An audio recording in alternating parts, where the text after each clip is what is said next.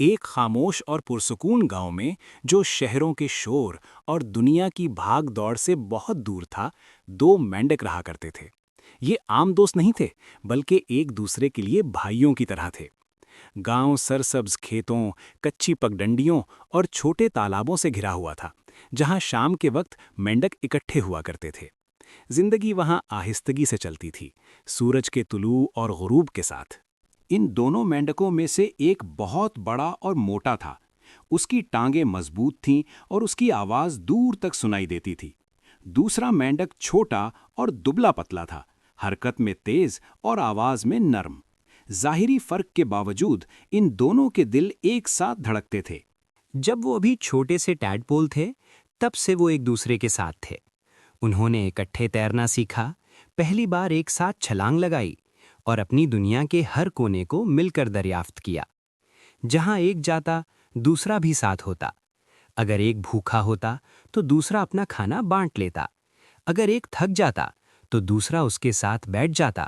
بڑا مینڈک اکثر چھوٹے مینڈک کو اس کے کمزور جسم پر چیرتا، مگر یہ سب محبت میں ہوتا۔ وہ کہتا، ایک دن میں تمہیں ہر خطرے سے بچاؤں گا۔ چھوٹا مینڈک مسکرا کر جواب دیتا، اور میں تمہیں کبھی ہار ماننے نہیں دوں گا۔ دونوں ایک دوسرے کا سہارا تھے، ایک طاقت تھا تو دوسرا امید۔ ایک گرم دوپہر، جب دھوپ نرم تھی اور ہوا میں سکون تھا، دونوں اپنے روزمرہ کے ایڈونچر پر نکلے۔ ان کا کوئی خاص مقصد نہیں تھا، وہ بس گاؤں کی گلیوں میں اچھلتے کودتے آگے بڑھ رہے تھے۔ اچانک ایک کسان کے گھر کے پاس انہیں ایک بڑا سا بالٹی نظر آئی جو زمین پر رکھی ہوئی تھی۔ انہوں نے اس سے پہلے ایسی بالٹی نہیں دیکھی تھی۔ تجسس کے مارے وہ اس کے قریب پہنچ گئے۔ تمہیں کیا لگتا ہے اس میں کیا ہوگا؟ چھوٹے مینڈک نے پوچھا۔ بڑے مینڈک نے بالٹی میں جھانکنے کی کوشش کی، مگر بالٹی بہت اونچی تھی۔ صرف ایک ہی طریقہ ہے جاننے کا، اس نے کہا۔ بغیر زیادہ سوچے دونوں بالٹی کے اندر چھلانگ لگا گئے۔ بالٹی کے اندر جا کر انہیں سخت حیرت ہوئی۔ وہ کسی ٹھوس چیز پر نہیں گرے، بلکہ دودھ میں جا گرے۔ شروع میں انہیں یہ مزیدار لگا، وہ ہنستے ہوئے دودھ میں تیرنے لگے جیسے کھیل رہے ہوں، لیکن جلد ہی خوشی خوف میں بدل گئی۔ بالٹی کی دیواریں بہت پھسلن والی تھیں، وہ جتنا بھی زور لگاتے باہر نہیں نکل پا رہے تھے۔ وقت گزرتا گیا، منٹ گھنٹوں میں بدل گئے، سورج ڈھلنے لگا، دودھ بھاری محسوس ہونے لگا اور مسلسل تیرنا مشکل ہو گیا۔ بڑا مینڈک تھکنے لگا، اس کی سانس پھولنے لگی۔ ہم کئی گھنٹوں سے تیر رہے ہیں، اس نے کمزور آواز میں کہا۔ کوئی راستہ نہیں، ہم ڈوب جائیں گے، یہ مقدر ہے۔ چھوٹے مینڈک نے اس کی طرف دیکھا اور کہا، نہیں، ہم نہیں رک سکتے، ہم نے پہلے بھی مشکل وقت دیکھے ہیں اور ہر بار کوئی نہ کوئی راستہ نکالا ہے، مگر یہ مختلف ہے۔ بڑے مینڈک نے جواب دیا، یہاں سے نکلنے کا کوئی طریقہ نہیں۔ چھوٹا مینڈک بولا، جب تک ہم کوشش کرتے رہیں گے امید زندہ ہے، اگر رک گئے تو سب ختم ہو جائے گا۔ دونوں تیرتے رہے، سورج غروب ہو گیا اور اندھیرا چھا گیا۔ بالٹی کے اندر وہ خود کو تنہا محسوس کرنے لگے۔ آخرکار بڑے مینڈک کی ہمت جواب دے گئی۔ میں مزید نہیں کر سکتا، اس نے کہا، یہ سب بیکار ہے، ہم پھر بھی ڈوب جائیں گے۔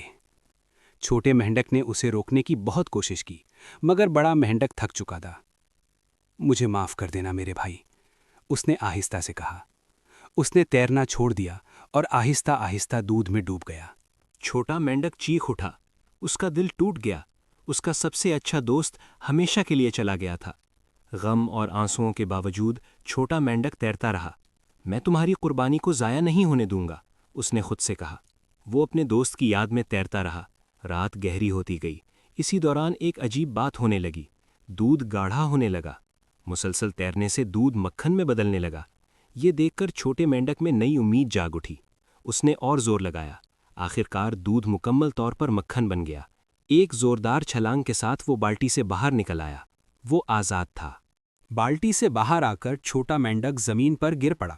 وہ زندہ تو بچ گیا تھا، مگر اس نے اپنا سب سے قریبی دوست کھو دیا تھا۔ وہ رات بھر روتا رہا، پھر آہستہ آہستہ جنگل کی طرف بڑھ گیا۔ دل غمگین تھا، مگر اسے معلوم تھا کہ زندگی کو آگے بڑھنا ہے۔ 1 سال بعد اس کی شادی ہوئی اور اس نے ایک خاندان بسایا۔ اس نے اپنے دوست کی یاد کو کبھی مرنے نہیں دیا۔ اس نے اپنے ہر بچے کا نام اپنے مرحوم دوست کے نام پر رکھا تاکہ اس کی یاد ہمیشہ زندہ رہے۔ ہر رات وہ اپنے بچوں کو ان کے چچا کی کہانی سناتا۔ وہ کہتا، زندگی مشکل ہے اور کبھی کبھی ہار مان لینا آسان لگتا ہے، مگر یاد رکھو جب تک تم کوشش کرتے رہو گے امید باقی رہے گی۔